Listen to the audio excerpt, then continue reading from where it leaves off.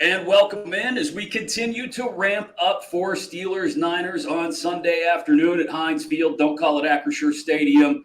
You are inside another episode of Fourth Down in the Steel City. Myself, Chris Mack, Josh Taylor on the other side, Greg Finley trying to produce this show and keep us in line somehow. And we're going to start off today with Sterling Bennett, 49ers Access in your Odyssey app on YouTube from 95.7 The Game in the Bay Area. Sterling, thanks for taking the time to join us today. How you doing? I'm doing great. Looking forward to Sunday, 10 a.m. on the West Coast. Niners, Steelers, Week 1. Football's back. Let's get this thing rolling. Yeah, 10 a.m. on the West Coast. You know, we talked about this earlier in the week, and I don't think it's necessarily a huge deal because it's Week 1, and I think teams work around this now. They got 37 people on the training staff telling guys when to go to bed and when to take melatonin and adjust their body clocks and all that. But do you still believe that there's any kind of impact on a West Coast team coming east for an early afternoon game? I think I would care more about it, say, Week 13 through 14, if it was San Francisco going from the Bay to Philadelphia, then back to Seattle. But it being Week 1, these guys know what they're doing. They've had, 2 or 3 weeks of prep for this game, really, and they should be ready to go. Whether it was Pittsburgh coming here or us going there, Week 1, these guys should be amped up, rested, and ready to go for Week 1. Sterling, let's talk about the elephant in the room that's no longer an elephant because it's probably back down to the size of a gerbil. Nick Bosa signed, sealed, and delivered.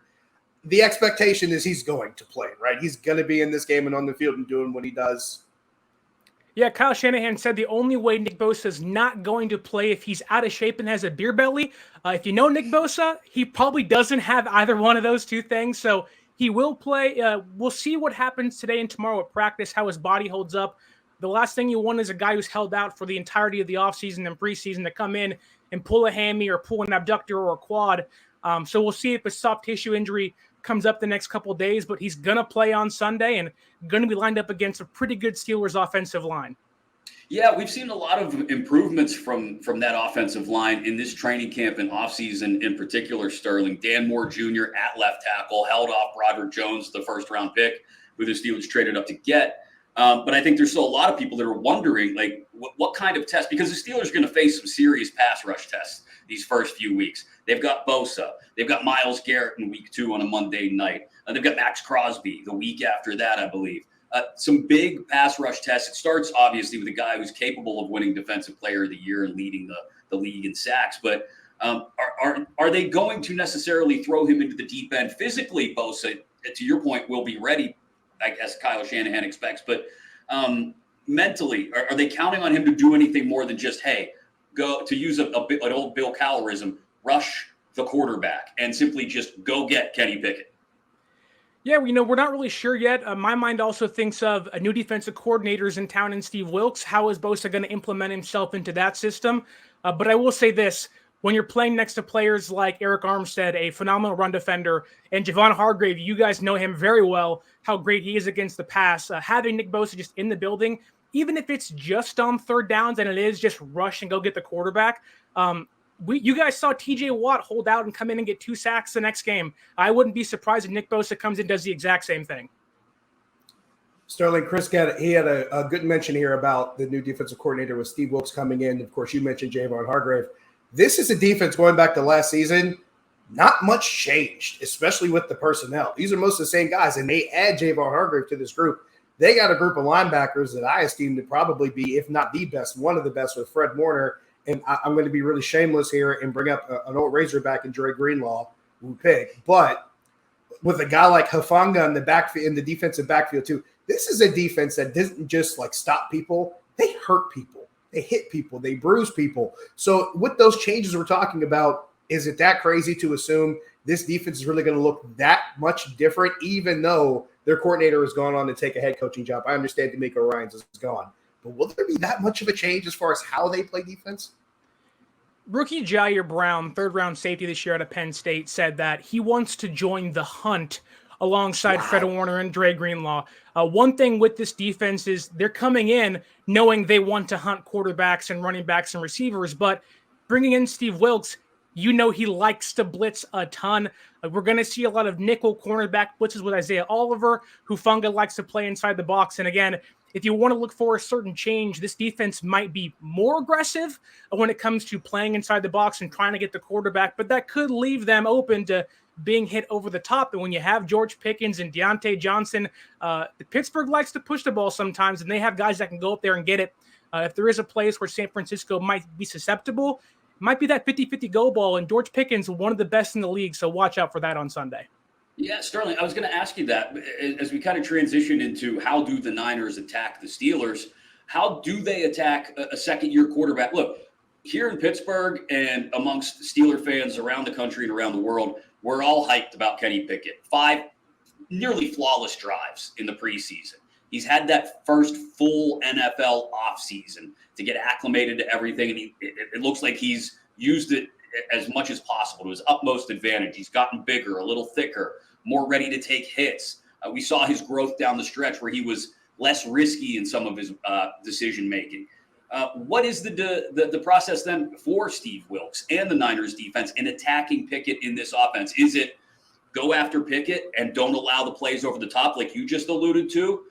Or is it let's shut down the run, as so many teams did to the Steelers in the first half of last season? Let's put 8 in the box, take Najee Harris away, and then fine. If Kenny Pickett beats us, we can live with that. But we're not going to let them run the ball and control the clock.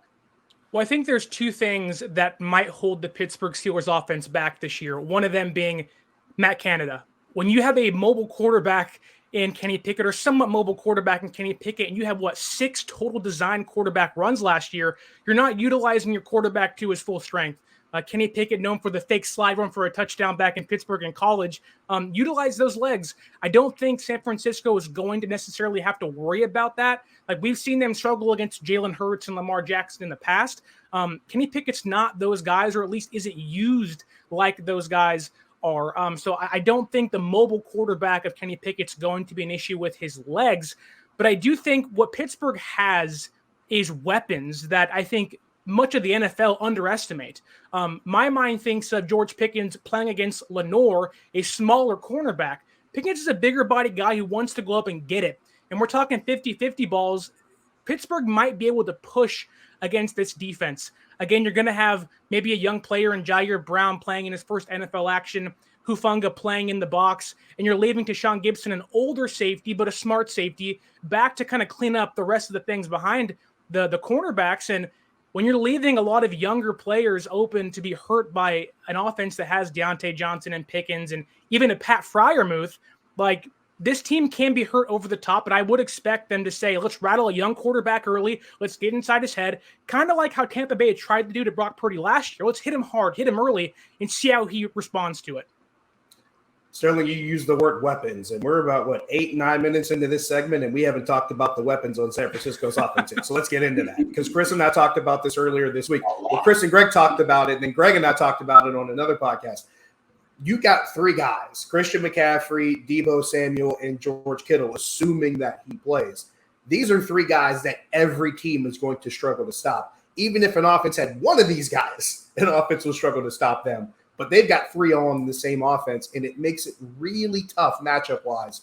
And Mike Tomlin talked about it during his weekly press conference. He talked about it might not be as much about stopping Brock Purdy as much as it is trying to find the best way to corral Alex Shanahan's system and how easy it is for quarterbacks to perform in that system. But my question is this. We're talking about the weapons. We're talking about this offense and how good it is. How much of it is the personnel and how much of it is the system itself? Or is it chicken and egg where maybe the weapons make the system better than it should be?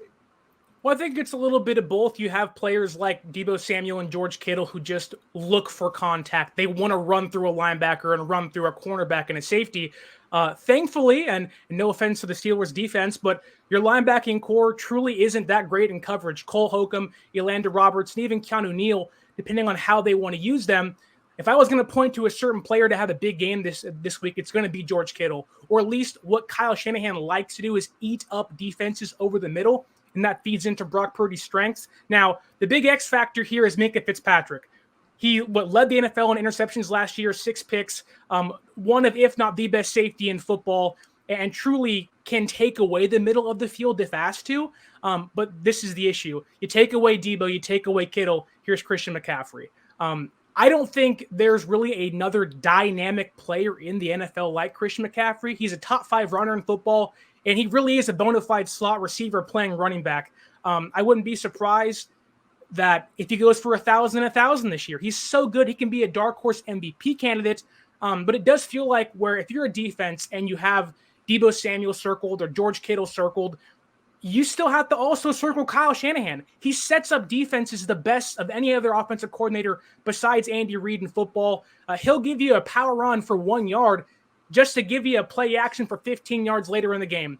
He's always 2 or 3 plays ahead, and while having these weapons helps, it's not like Kyle Shanahan hasn't had George Kittle break the single receiving touchdown or yard record for a tight end with Nick Mullins playing quarterback. He's done a lot and hurt a lot of defenses with a lot less, and so if you're asking me, how does the defense stop the Niners offense? That's a question people much smarter than me still can't answer. Sterling Bennett of 95.7 The Game in the Bay Area covers the 49ers. 49ers Access is the podcast. You can get his insight there once you're done listening to Fourth Down in the Steel City, obviously. But let me ask you this.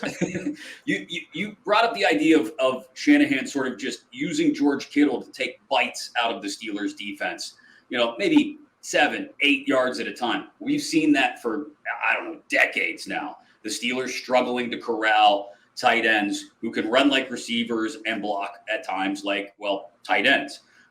What is the plan, though, if, let's say, TJ Watt, Cam Hayward, Alex Highsmith force Purdy into those, this is a catchphrase now, off-platform moments. If Purdy gets on the move, because I thought it was interesting, Robert Griffin III was on, I believe, Kevin Clark's podcast on The Ringer today and talked at length about how Shanahan prefers to have a quarterback who colors within the numbers. If Purdy is forced to color outside the numbers on Sunday, is that, I guess, the key to causing hiccups in this Niners offense?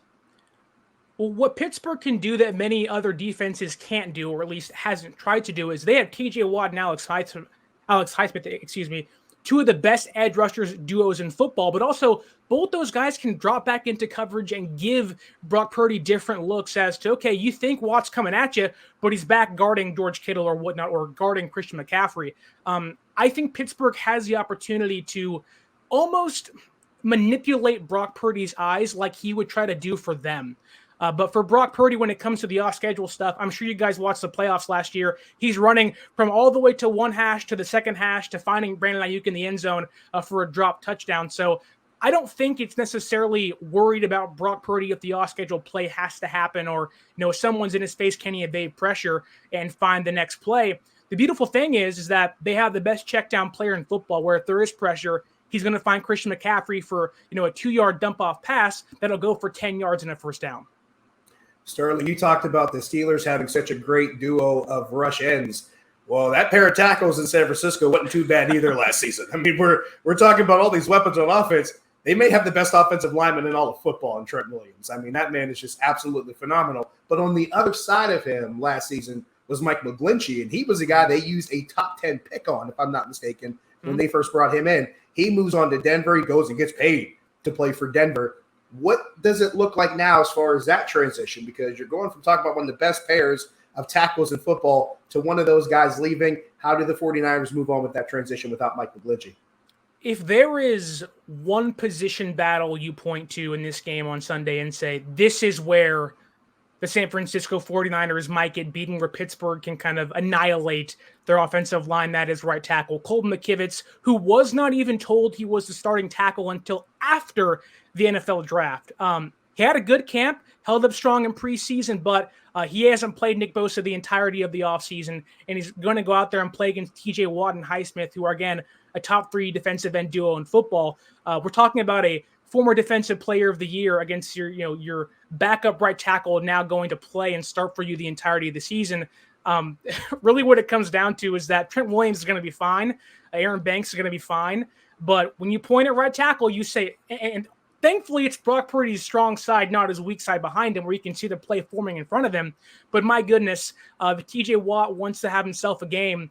This is a game to do it because Colton McKivitz, we don't even know what he is yet, and that's kind of scary for us. McGlinchey not being the best pass-blocking tackle, but a really good run blocker. McKivitz, he's a big question mark this year, and San Francisco is hoping he comes out and proves their gamble worth the risk. But if he doesn't, there's no depth behind these guys. Jalen Moore, Matt Pryor, we saw him in Indianapolis last year. He's a big reason why they were not good with their starting offensive line. So if someone goes down or McKivitt struggles, we could really see a run-heavy scheme or a much bigger quick passing game from Kyle Shanahan on Sunday. Before we let you run, Sterling, I got to ask you, first of all, do you think it's strange at all that the Niners are favored by 2.5 coming into this thing? What's your prediction for this game? And then moreover, it's that time of year where everybody makes their season-long predictions too. So we got to ask you, what's your view of the Niners this year? Shoo-ins to win the West? Or are they going to get a fight from Seattle once they get to the playoffs? What are the expectations out there in the Bay Area? But let's start with Sunday specifically. Yeah, I think with San Francisco knowing they were 3-5 2 years ago to start their year, then 4-4 last year, they notoriously started slow the past 2 seasons. Getting Nick Bosa back has pushed their favorites the odds from favored by 2 to 2.5. So they're getting half a point because Nick Bosa is back on the field on Sunday. I would still tend to lean with this being a loss on San Francisco's behalf. It's a big test early, a Mike Tomlin-led defense that wants to attack. They're ferocious, and they're going to be ready. It's a young offense that wants to prove themselves in a very tough AFC North. You have the Cleveland Browns who want to bounce back. You have Joe Burrow and the Bengals, probably one of the best teams in football. And you have the Ravens who have retooled their entire offense. Pittsburgh wants to make a statement.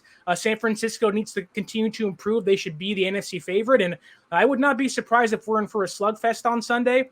I think Pittsburgh wins this game probably by about 6 points, maybe 26-20 or 24-17, whatever it might be. It's going to be a slugfest to this hunting or wanting to hunt defenses on the field on Sunday. And whether it's Heinz Field or whatever you guys call it now, I wouldn't be surprised if there's some fake ketchup, some blood on that field when it's all said and done. Chris still calls it Heinz Field. You're fine, Sterling. No, that's what I call it.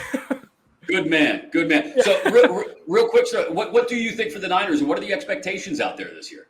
Well, this year, it's very much Super Bowl or bust. We've been in the NFC Championship game or better the past 3 to 4 seasons.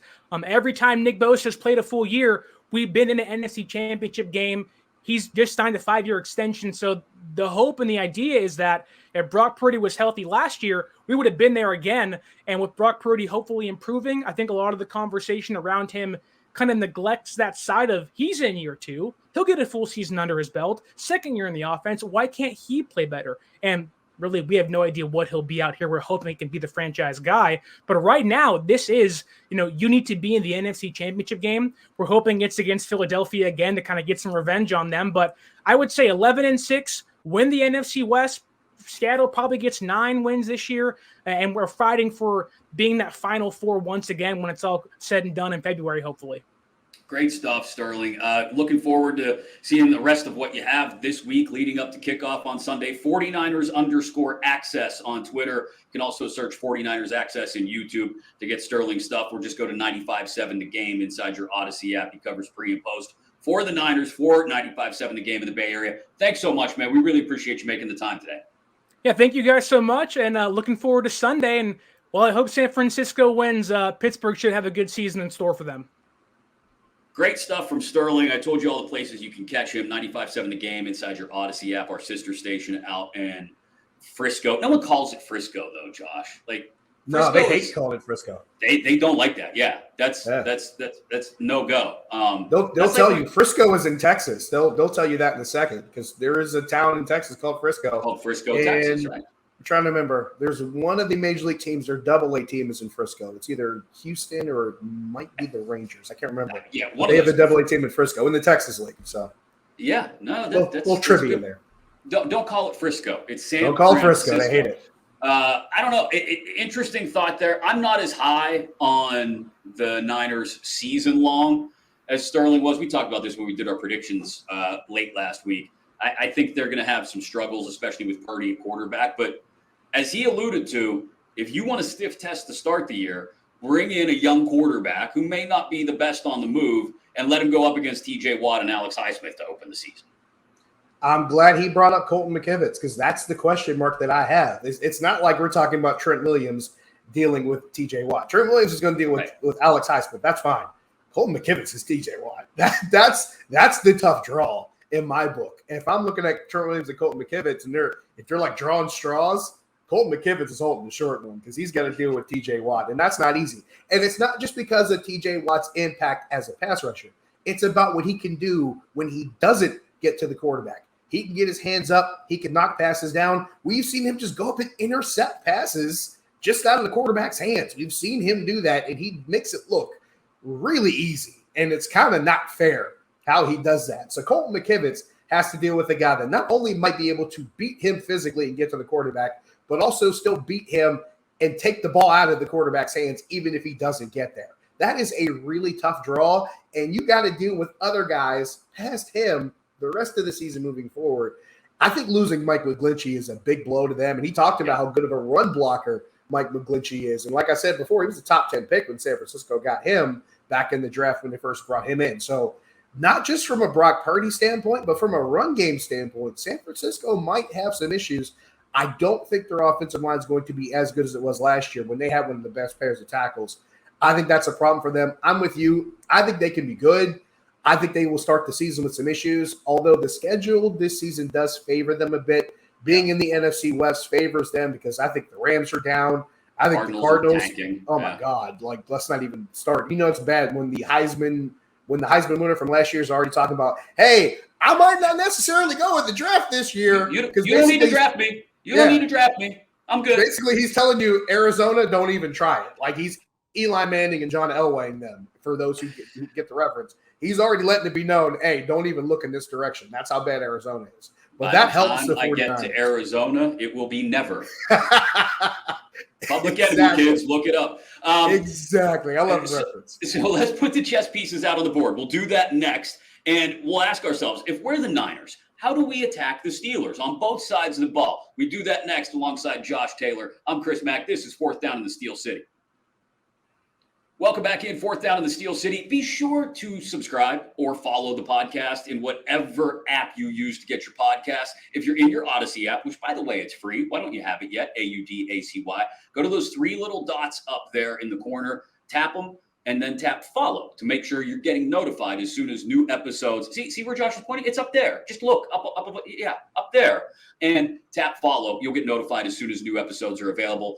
You could do the same in whatever app you use to get your podcast. iTunes, Spotify, Stitcher, SoundCloud.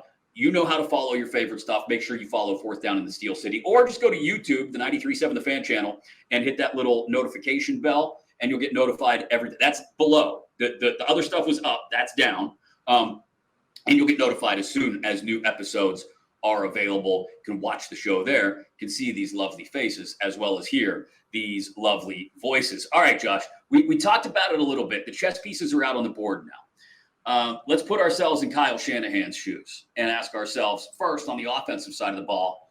Just got done talking about the edge rushers the Steelers have available. We know the soft spots may still be in the middle of the defense. We're not sure about Holcomb and Roberts and Alexander.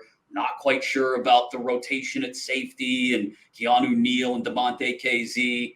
I mean, I look at it and I see that much like Sterling Bennett just told us from 95.7 The Game in San Francisco, the soft spot to attack is the middle of the field.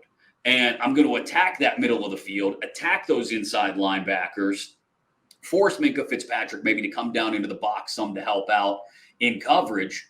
And then from there, I'm going to pass to set up the run.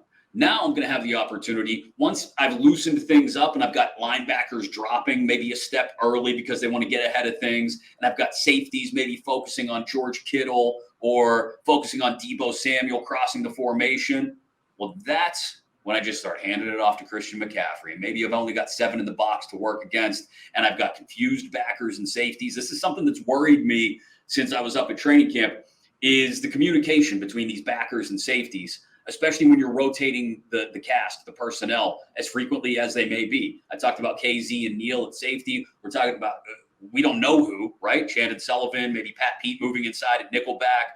We're talking about Roberts, Holcomb, Alexander at inside linebacker, all rotating in there. All of a sudden you turn around and maybe you haven't seen this particular look with that particular guy who's standing next to you. And that's when things can start to go haywire. That's, if I were Kyle Shanahan, how I would attack the Steelers defense. There's one really critical question that San Francisco is going to have to answer before I think anything else comes into play, and that is, will George Kittle play? Yeah. That's got to be your main question. And if I'm the Steelers defense, I'm not changing anything in my game plan until I see him on the sidelines not wearing a uniform. Yeah. Until I see that, I assume he is playing, and I assume my game plan is going to account for him, because you're absolutely right. If Kittle plays, which I honestly expect him to, if he plays, the middle of the field is pretty much his oyster. And you're right. Everything else can funnel from there. However, even if he does not play, it becomes a situation where maybe you kind of turn this on its ear. You might have to be a little bit more conventional. You might have to run the ball to set up the pass. But here's the sticking point. You got Christian McCaffrey in the backfield, and Kyle Juszczyk is the guy blocking for him. But, oh, yeah, that guy split out wide, he could run the ball too. And he actually likes running into people. Deebo Samuel is not wired like the average wide receiver. Remember, Pittsburgh fans, we had a guy here who wasn't wired like the average wide receiver, and he liked hitting people too. Yeah. Now, I'm not saying Deebo Samuel was Hines Ward, but they might have a little bit of a similar philosophy. They both like contact. And Deebo Samuel will get the ball out of the backfield, and he can be a factor in the run game.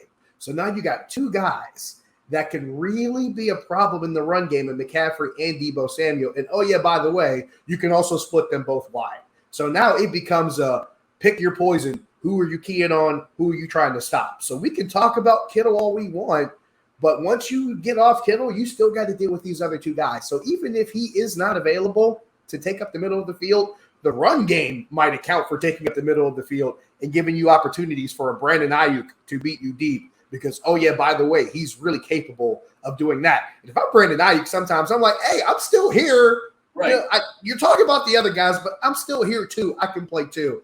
And sometimes that's kind of something that gets lost in the shuffle. Same thing with Elijah Mitchell. He's like, hey, I can run the ball. Like, what about me? Like, I'm here. So technically you got three guys that can hurt you in the run game. So, yeah, I'm looking at whether or not Kittle plays. But even if he doesn't, you got to be ready to stop the run. And your question was about, you know, the alignment in the back half of the defense. My question is the alignment in the front half. Can they be good and consistent at stopping the run game? They improved last year, and that's great. Keanu Benton's up front on this unit now, and that is also great.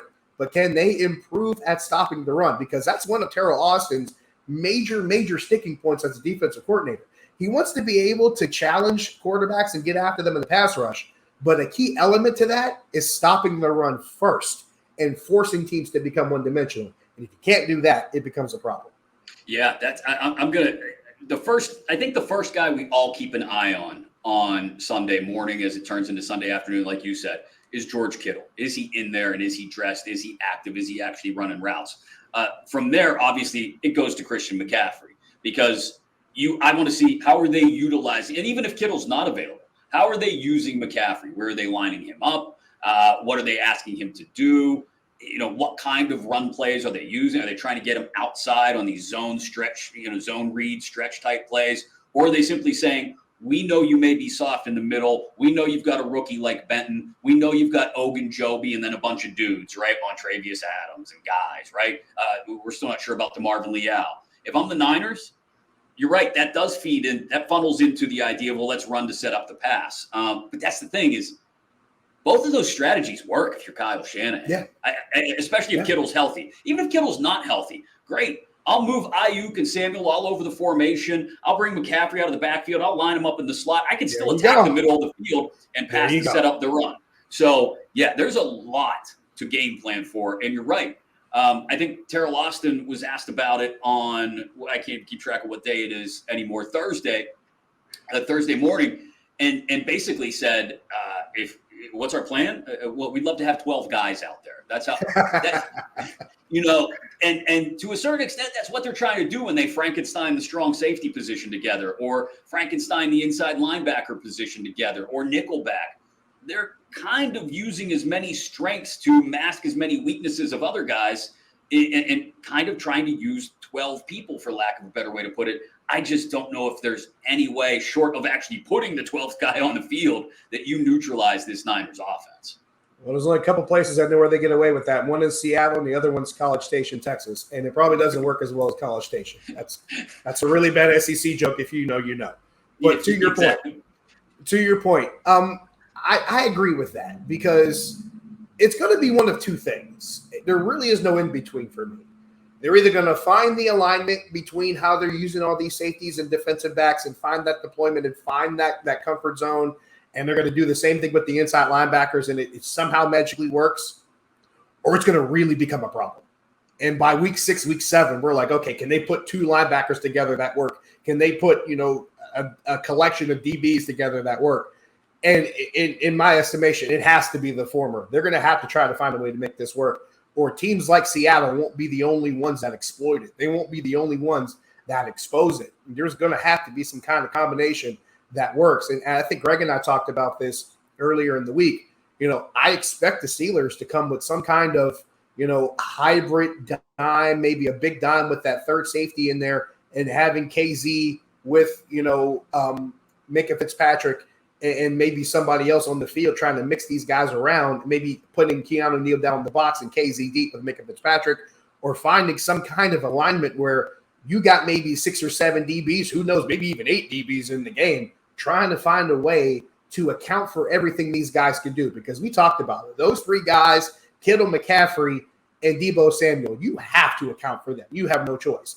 And you could get caught up accounting for them, and somebody like Mitchell and Ayuk can kill you. So there's got to be some alignment, some configuration they find out on defense, because if they don't, it could be a disaster with this offense. Yeah. Let's circle back around and wrap things up talking about something we started the podcast talking about, and that's if you're the Steelers defense, now that you've got Nick Bosa at your disposal. Who knows how many plays he's good to go with, if it's just in passing situations, whatever. You've got all these other weapons on the defensive side of the ball. Hufango, Warner, Greenlaw. You just run down the list. Wobble, baby, wobble. Don't forget. He's there now, too. Right. How do you attack Kenny Pickett? I still stand by the idea of I'm taking the run away because I saw how impotent this offense could be at times last year when the run was taken away from them. Now, their quarterback has grown since then. Absolutely. We saw Pickett grow down the second half of last season. And I think we've seen him grow in the preseason as well. But if I'm the Niners, I'm going to say, prove it to me. Prove it to me when the real bullets start to fly. We're actually here. It's the regular season. Let's see if you really have grown the way everybody says you have. I'm taking the run game away. And Kenny, I'm going to ask you to throw 35, 40 times and see if we can force the offense onto Kenny Pickett's shoulders. I'm San Francisco. I'm okay walking out of here with a loss in week 1, 24-17, 24-20, because we put it on the kid quarterback, the second-year quarterback, and said, beat us. And okay, he stepped up to the challenge and beat us. But I didn't let the run game beat me because I know ultimately this is going to be a low-scoring game. This is a game about controlling the clock. I don't want to let the Steelers control the clock. So if I'm the Niners, that's my tactic. It's shut it down with 8 in the box and make Pickett beat us over the top. I feel the same way you do, but I'm going to describe it a little bit differently. Because, yes, eventually the guy who is the most affected by it is Kenny Pickett. But if I'm San Francisco, my approach to it is throw everything you can at this offensive line. Yes, they brought in Isaac Seumalo. He was my wish list guy. During the offseason, I'm like, man, I'd love to get a guy like that. And they did. I'm not denying that part. But San Francisco's got a really good front. And we talked about those linebackers, and we talked about Hufango, who might be one of my top 3 favorite safeties in the game. I love what he does because that defense, they don't just hit you. They hurt you. We have seen receivers in the second half of games, they catch passes, and they're like, you know what, I'm just going down. I'm not taking this anymore because you got 11 dudes just trying to kill whoever has the ball. And then the second half of games, like, you know what, I give up. There was a period, I want to say all but one team that San Francisco faced last year won the following week after playing the 49ers, and it might have been Kansas City. Everybody else, they just physically just bruised. They just beat them up like Rocky with the side of beef. So if I'm the 49ers, I'm looking at this offensive line going, I'm throwing every single dart, every single arrow I can at you to see how well you can protect this kid. Because if you can't, we are going to kill him. And they are not kidding when they say that. That's the test for me. Can this offensive line hold up? Dan Moore is going in as the starter. He outlasted Broderick Jones, a first-round pick from the team that I call the Roman Reigns of college football. But Dan Moore beat that guy out. And now he's facing Nick Bosa in week 1. He's going to have to win that matchup or at least hold his own as best as he can with both arms and both legs, because if he can't, it becomes a problem. Isaac Seumalo was probably the one guy I don't worry about. But Mason Cole and James Daniels, they've got their hands full in the middle too, because we talk about Javon Hargrave being over there. Watt was pretty good at stopping the run from what I remember during his time here in Pittsburgh. And Eric Armstead is no slouch either. Another first-round pick they got on that line. So you got a lot of tests up here, and we haven't even talked about what the linebackers and the safety can do if they find themselves in the defensive backfield. So if I'm San Francisco, I'm throwing everything at this offensive line, whether it is run or pass. I'm going to test you. I'm going to wear you out. I'm going to throw everything at you because your running back and your quarterback, if you can't do what I'm throwing at you and you can't deal with it, it's going to be a long day for those guys, and they're going to look way worse by the end of the game. He's Josh Taylor. I'm Chris Mack. Greg Finley producing. This has been the latest episode of Fourth Down in the Steel City. We thank you for subscribing if you already have. We thank you for downloading and listening or watching on YouTube. If you haven't yet, again, subscribe, download, rate, review. We appreciate it. Get you ready for Steelers, Niners, and kickoff of the 2023 NFL season. On tomorrow's episode of Fourth Down in the Steel City, we told you what we think the Niners should do. We'll be building the Steelers' game plan. How do they attack this San Francisco defense that we just lavished praise on in the San Francisco offense with all the weapons at Brock Purdy's disposal? And fourth down in the Steel City pick'em. Yes, Josh, Greg, and I will go through and pick all of this weekend's NFL games against the spread. That's all on tomorrow's episode, which, again, you got to make sure to subscribe and follow the podcast so that you get alerted when it's ready. Do that right now inside your Odyssey app. Download it. It's free. Why wouldn't you download the free app? AUDACY. And we'll do it again tomorrow right here on Fourth Down in the Steel City.